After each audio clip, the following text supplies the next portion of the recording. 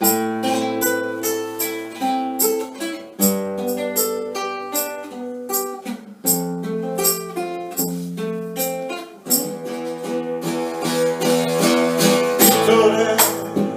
ti voglio parlare mentre dipingi da un altare.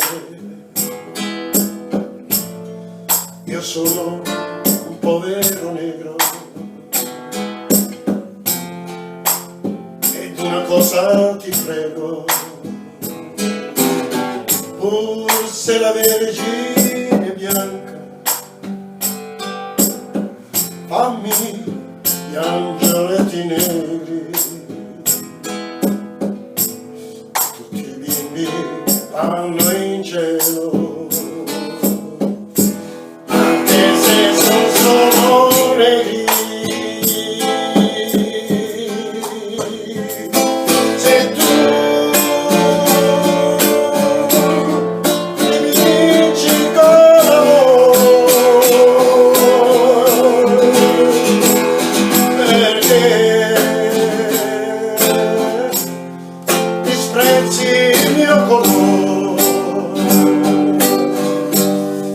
se vede i bimbi neri ed io sorridi a loro. Non sono un povero negro,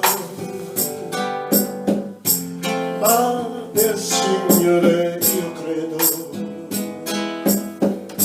e so che tiene dal canto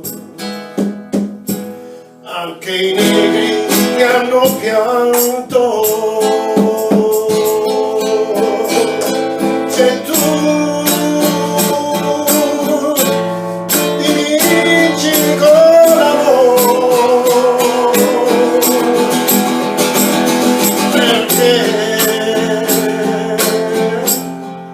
disprezzi il mio popolo, se vedi i bimbi negri ed io sorriderò.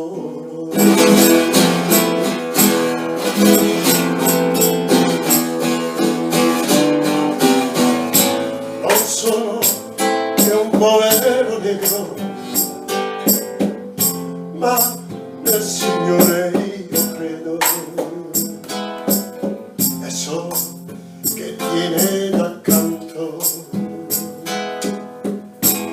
anche i negri che hanno pianto.